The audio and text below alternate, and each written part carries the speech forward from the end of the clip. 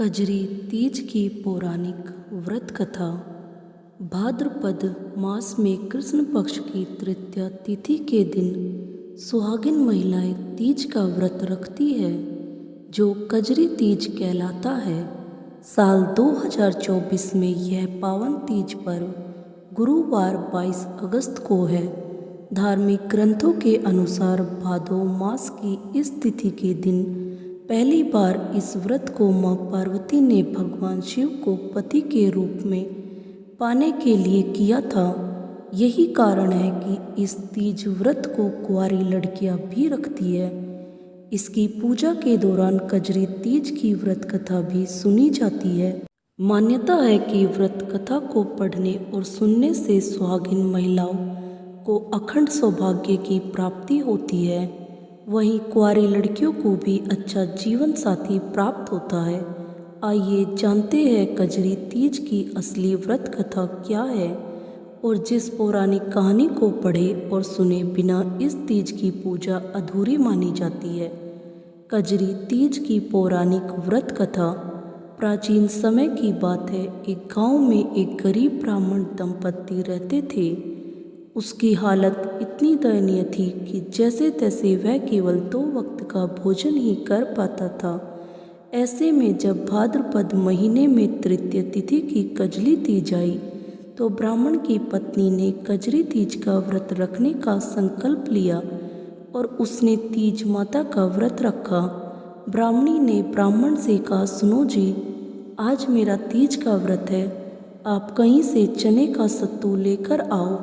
इस पर ब्राह्मण बोला, ओ भाग्यवान, देने के लिए दाम नहीं है, मैं सत्तू कहाँ से लाऊं? तो ब्राह्मणी ने कहा, ये मैं नहीं जानती, चाहे चोरी करो या चाहे डाका डालो, लेकिन मेरे लिए सत्तू लेकर आओ। यह बात सुनकर ब्राह्मण परेशान हो गया कि आखिर बिना पैसे के वह सत्तू कहाँ से लेकर आए। रात का समय था। ब्राह्मण घर से निकला और एक साहूकार की दुकान पर पहुंचा। उसने देखा कि साहूकार के साथ साथ उसके सभी नौकर भी सो रहे थे, तो वह चुपके से दुकान में घुस गया। सत्तू बनाने के लिए उसने वहां पर चने की दाल, घी, शक्कर लेकर सबको 1.25 किलो के बराबर तोल कर ले लिया। जब ब्राह्मण ये सब कर रहा था तो खटपट की आवाज़ सुनकर दुकान के नौकर जाग गए और चोर चोर चिल्लाने लगे। ऐसे में साहूकार की भी नींद खुल गई। उसने ब्राह्मण को देखा और उसको पकड़ लिया। साहूकार की गिरफ्त में आए ब्राह्मण ने बहुत विनम्रता से कहा, हे साहूकार, मैं चोर नहीं हूँ, मेरी पत्नी ने कजरी तीज का व्रत किया है। मैं केवल 1.25 किलो सत्तू लेने आया था, लेकिन सत्तू न मिलने पर सत्तू बनाने की 1.25 किलो सामग्री लेकर जा रहा था। आप मेरी तलाशी लेकर देख लीजिए।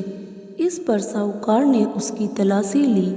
उसके पास सत्तू के सामान के अलावा कुछ नहीं मिला।